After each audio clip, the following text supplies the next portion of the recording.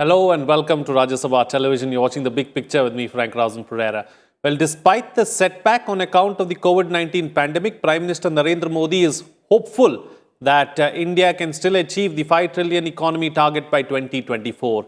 In an interview to the Economic Times, Prime Minister Modi said India is on its way towards an economic recovery as shown by 5 indicators: record production and procurement in agriculture, record FDI inflows, demand resurgence as shown by growth in auto and tractor sales, improvement in manufacturing, and addition to the Employees Provident Fund Organization subscriber base, showing an improvement in the job market. On being questioned about the goods and services tax coming under considerable stress due to the COVID-19 pandemic, Prime Minister Narendra Modi said that the fight against COVID-19 also got strengthened because of this approach. The Prime Minister went on to add that by all accounts, this has been an extraordinary year. Most assumptions and calculations did not take into account a once-in-a-century pandemic. In this edition of The Big Picture, we will analyze India's path to recovery. Joining me on the program today are Dr. Arvind Virmani, former Chief Economic Advisor to the Government of India and Chairman, EGROW Foundation, Urmi Goswami of the Economic Times, and Abhinav Prakash, Assistant Professor, University of Delhi. Thank you to all my guests for joining me on this edition of The Big Picture. Dr. Virmani, I'd like to start the program with you. Let's first analyze the state of the Indian economy as it stands today. So, the lockdown occurred in the last week of March and started getting lifted in early May. So basically for about 6 months, about 60% of the economy was under lockdown, and lockdown means it was basically closed. So if you look at it, literally there was zero production and sale from 60% of the economy. Of course, these are approximate, everything is not zero and so on, and that 60% is roughly defined, but that's what the situation was. So the question which everybody, so the first question was, how long will the lockdown effects last? Because from June, the lockdown started getting lifted, and one expected a recovery, but a lot of people became more and more pessimistic. And when I say people, I'm not talking about off the street, but well-informed analysts who were making, including IMF, World Bank, etc., who were making predictions of the world economy. So the first thing to understand was that lockdown meant certain parts of the economy, and we had done research and given what those parts were. And secondly, how quickly and partially the thing would normalize for this 60%. So the pessimism was, I think, overdone, as we had pointed out, and that pessimism is lifting. The recovery has been much faster than, I would say, 95 to 99% of the forecast I have seen, I have discussed in many forums, including before the RBI governor, where other people gave their forecast. And to the extent that the Prime Minister emphasizing that this part, that in Q2, which is basically July to September, the recovery has surprised, I would say, though we don't have the final Q2 numbers, it has surprised, I would say, 99% of analysts. And in that sense, I think PM is right to give a flag of confidence and positive encouragement to those who had become over pessimistic. Right. Okay. Since we are here, then Urmi Goswami, let's talk about what the key indicators are suggesting and what is the what are we getting out of them?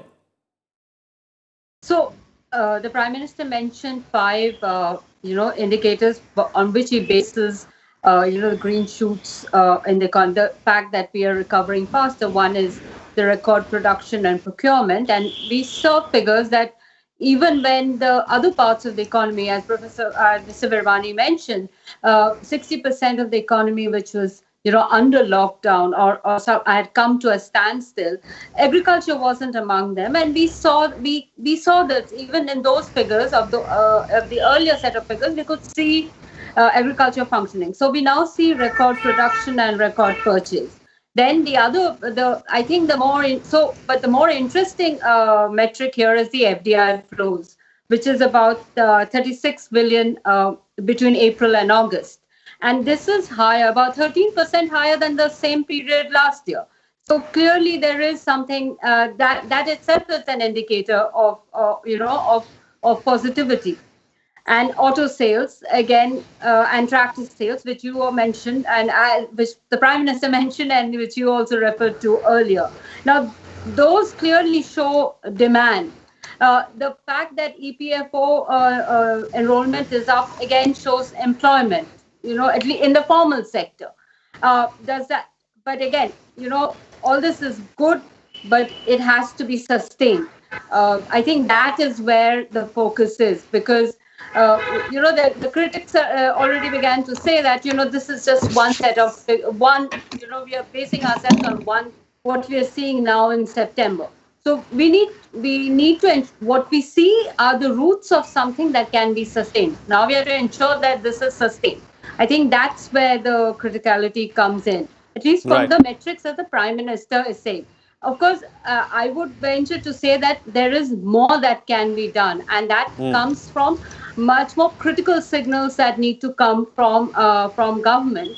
Because if you look at the world today, we have seen in the past, a month and a half, or a little more, actually about a month, announcements of countries talking about having net emissions. That means no carbon emission, no GHG emissions by 2050. Now, Sure. that's not just a climate change or environmental issue. That's a very clear economic indicator saying this is where we are going. And I think that's how we are going to get our investments. That is, I think, where we should be focusing, because that $5 trillion economy that the Prime Minister is speaking about will require huge amounts of investments, and huge amounts of investments will come when we show that we are taking the risks of climate change, biodiversity loss, which is at the core of the current crisis. I mean, we can't forget that. We can't forget Sure. why we landed where we have, So I think, yes, these metrics are important,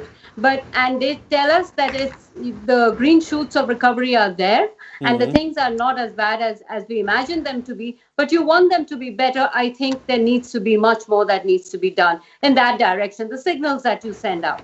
Absolutely. What more needs to be done? We'll get into that in just a bit. But Abhinav Prakash, let's talk about the resilience of rural India. Yet again, we've seen that rural India has come to the fore, and the recovery seems to be stemming from there.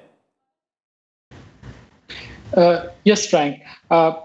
As we know that the agricultural sector was the only sector which was opened up the first. So there was not a strict lockdown in the agricultural sector like the one we have seen in the urban sector and the industrial sector. So the production went on in the rural sector, and we are seeing the impact. And it's also the combined impact of the different policies of the government so far. So the agricultural production is at a record high level. And the procurement of the agricultural produce by the government is also at a very record level. So in that sense, that is creating a positive impact at the ground level, so that the incomes will be higher in the villages and in the agricultural sector, which will drive up the rural consumption, and which is going to provide some support to the expected contraction in the GDP otherwise. But when you're talking about the resilience, there are certain points which the Prime Minister has pointed out and which are very important. The first thing is pointed out is regarding the work done to build the state capacity in the last 6 years, in the form of the DBT, in the form of the Aadhaar, in the form of the Digital India. So that has come to the rescue this time. You see, not just in the distribution of the aid to the people, but also in monitoring and implementation of different government policies. Also, if you see at the rural sector, and we also see at the farm reforms which have been done, the farm bills reform, the 3 bills which have come out, which also gels very well into what the Prime Minister has said, that this new India, or the India today, believes in the market. It is not about, this India is not about the old India, which was more towards the government sector or that kind of My Baap Sarkar sector. The India believes in the market. India believes in the trade and openness and globalization. So if we see this agricultural performance, when we couple that with the farms bill, the reform in the agricultural sector, and also with the policy thrust which Prime Minister has indicated going forward, that we're going to open up even more, I think we are going to see a substantial increase in the productivity and the incomes in the villages, rural sectors. Right. Okay. Since we're talking about globalization, Dr. Irmani, do you believe that this could be a concern area? You know, number of cases going up in Europe, in the US, people calling for lockdowns, governments going into lockdown now in Europe, and you know the number of cases going up in the US as well. That could be the situation in a few weeks. So, is that going to be a concern area? So let me put this in a broader context, which is the overall policy change or thrust, which has come in what I guess for simplicity one can call Modi 2 government, you know, a second term of the Modi government. And this concept of Atmanirbhar Bharat, which is directly related to your question. So here I think what the PM has tried to do is to emphasize this. This is something I have been tweeting about for some time and writing about, and will be giving a talk in a couple of days. But I think it was important. Again, this is the second point I want to make. I've already made one important, which he had made. The second is that he has tried to put this in the policy, you know, generally to put the framework out there. He has talked about the market-oriented policies in the Modi 2 government, because a lot of people who were expecting reforms in the Modi 1 government were disappointed. And I would say genuinely disappointed because they had thought there would be big reforms during the Modi government. Not that there were no reforms, but there were also things which one, from a purely economic perspective, could be considered the opposite of reform.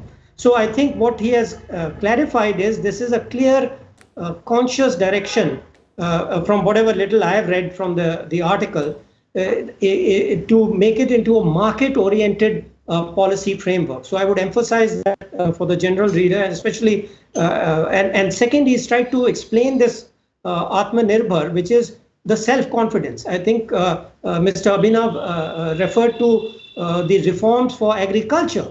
You know, agriculturalists are not children. They are not idiots. They are not fools. So the confidence has to be all across the board. Confidence is not just for the corporate sector, but agriculturists. You know, what they need is help. They don't need to be treated like children. So this whole issue of giving them better options, more options, competitive sale of their product, etc. So the reform orientation.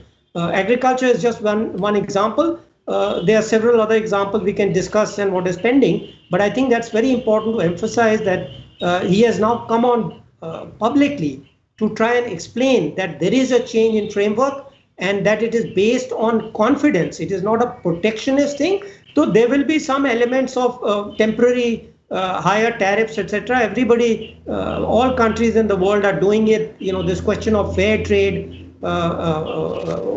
free trade versus fair trade will be there. But we will do it confidently. We will supply the world. We will participate in global supply chains, etc.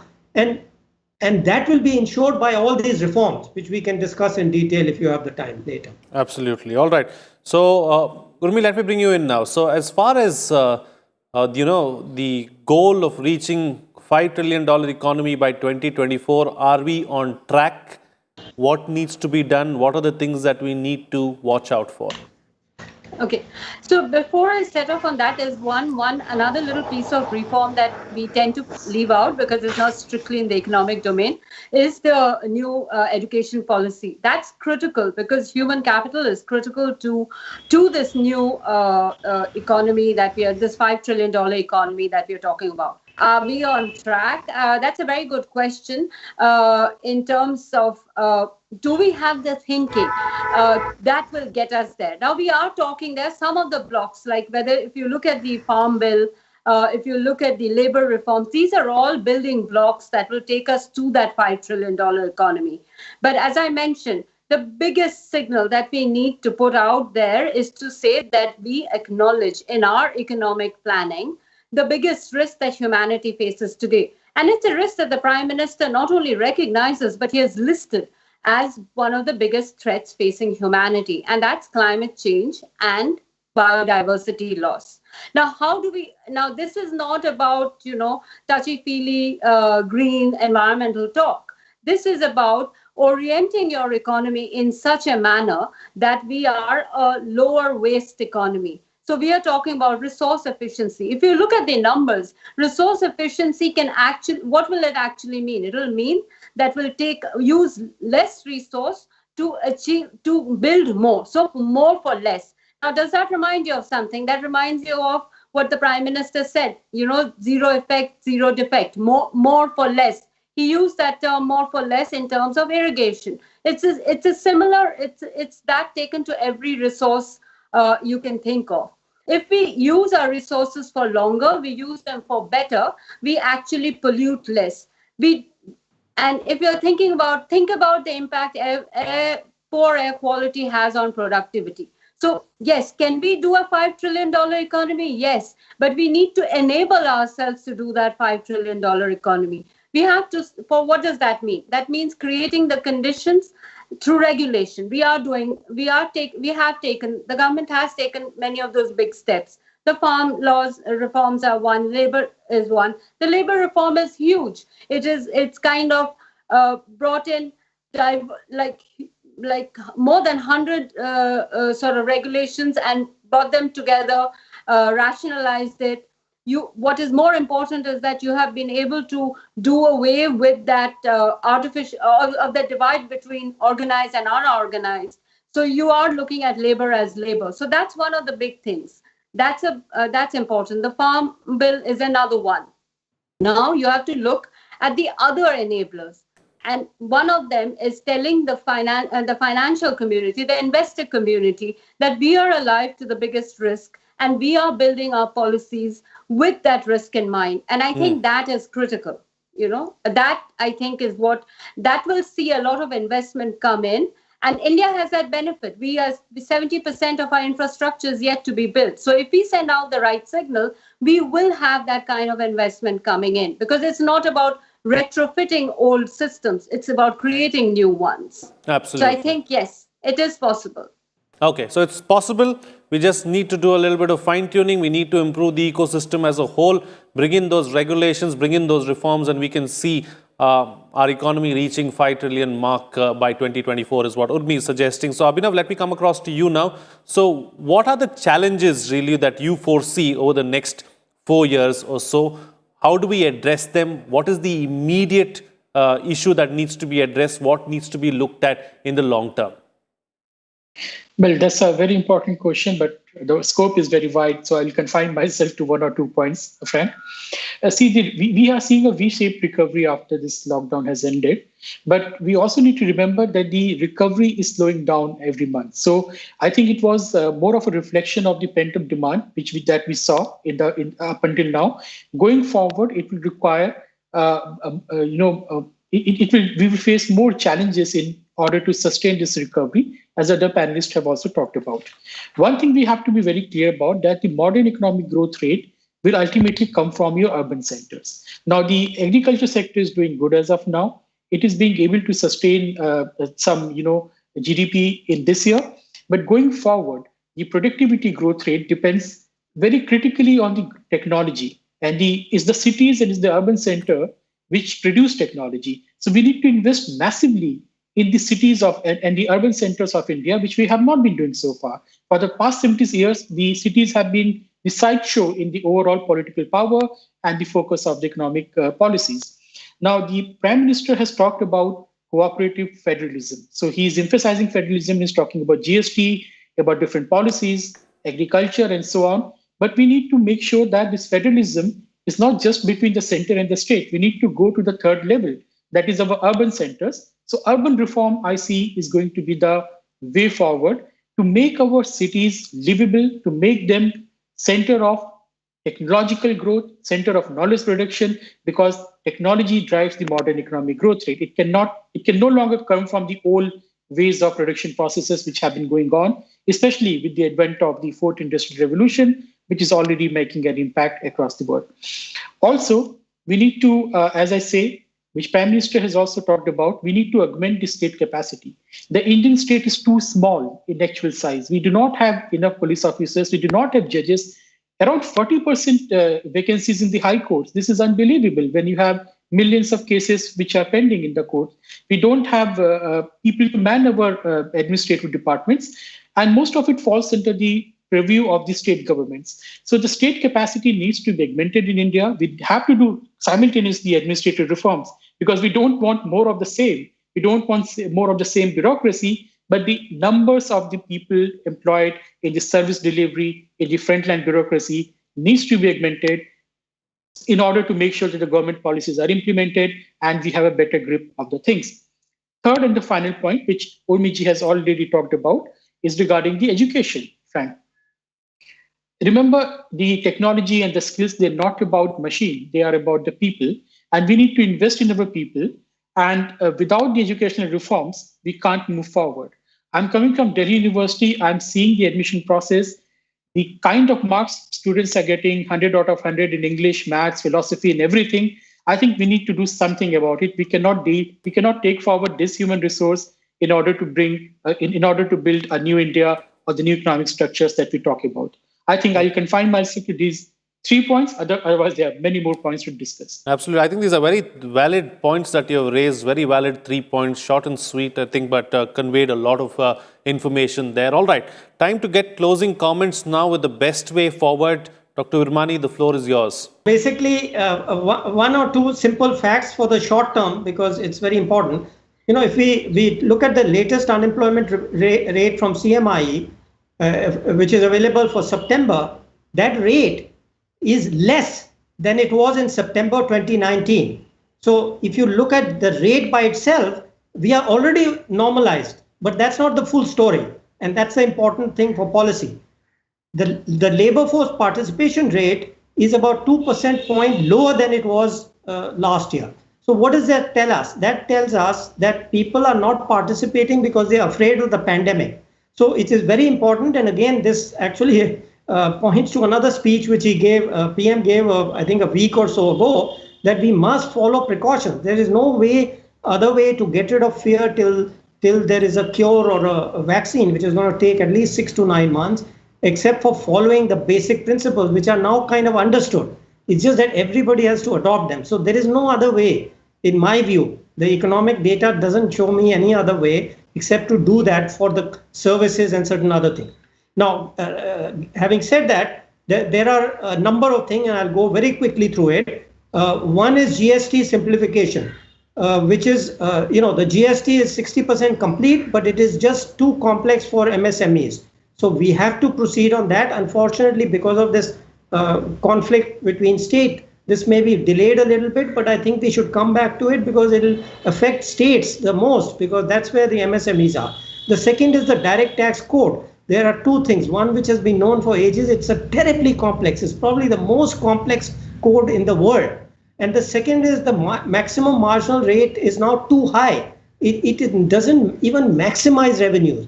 In corporate tax, we had shown, I had not shown, but others had, that beyond 25%, the revenue actually goes down in the long term. So similar thing now, a marginal rate is too high. So rationalization of the direct tax code and reducing the maximum marginal rate. And third is direct cash. We have to now start moving from DBT to DCT, okay? Because this is what, in a pandemic, in places where you have selective, where you have migrants getting into trouble, you have little pockets of stuff, you've got to have a system where you can target and identify. And we have the structure of the system, we just got to complete it. So that is the third. Very quickly, the fourth one, external trade, because of the opportunity of supply chains and value chains, all this thing about US, China, etc. But to make full use of the opportunity, we've got to make sure that the EODB in external trade, which is very high, ease is low, the index is bad. So we need to do that. Finally, regulations, decriminalization, government has done it, but it needs to complete that. Right. Digitization, it's doing all those things. And also it can experiment. It cannot affect the states, but it can experiment in special economic zones and UTs. It could put a model system into place. And of course, financial sector reform, which is wide-ranging and continuing, there are elements of that also need to be pursued. Absolutely. Very quickly, I've got limited time on the program. Urmi, best way forward? Sorry. Keep with the reforms that you're doing, because India has this thing of we have to fix certain structural problems of the past, we have to grow, and we have to grow right. So you have to do all those three things. So keep with the reforms. send out the right signals that we are not just looking at building back, but we are looking at building forward. We are looking at building for a new economy which is resilient, which is sustainable, and which recognizes the problems that led us to this place where we are now. We cannot at any point forget that the current pandemic is the result of a linear economy which paid no regard to nature, to biodiversity loss or climate change. So if we have to mainstream that idea in our conversation and in our economic planning. So yes, you have to reform for the structural faults of the past. You have to show that you're alive to the risks of the future, and you are planning for that. And the other third part of which the Prime Minister himself addressed, is the significance of the delivery mechanisms that needs to be deepened. It's not just about the factors he mentioned. The reforms that you're doing now, the reforms in farm reform, the labor reforms, that has to get implemented and reflected at the ground. And that's a huge problem, because there are a lot of vested interests that will try to derail this implementation. So if we can fire on all three cylinders, we are set. And Abhinav Prakash, close the show for us with your concluding remarks.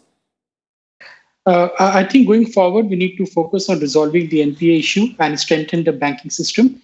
Second point is that judicial reforms are a must. They cannot be delayed anymore, in my opinion. They should be the next second generation reform. And final point, as Urmiji was also talking about, we need to improve our delivery mechanism. For that, we need to have a proper database of our population. So NPR needs to be accelerated so that we do not face with the same problem that how many migrant workers are stuck in different parts of the country. So a proper census, proper database of the population is something which will build the state capacity in the coming years. Thank you. All right. On that note, then, I'll call it a wrap on this edition of The Big Picture. Thank you to all my guests for joining me on the program and putting things into perspective for us. What's coming out of this discussion is that we have certainly seen green shoots in the economy, and signs and indicators are positive. The increasing cases of COVID-19 around the world are a serious concern, but we seem to be insulated to some extent due to rural demand and Atmanirbhar Bharat. We can reach our goal of being a $5 trillion economy by 2024, but a lot has to be done between now and then. We need to have proper regulation, also undertake large-scale reforms, and create a conducive ecosystem. What we need is better implementation of government schemes, a better delivery mechanism system, and also we need to improve our human capital and infrastructure. With that, it's a wrap. See you again next time.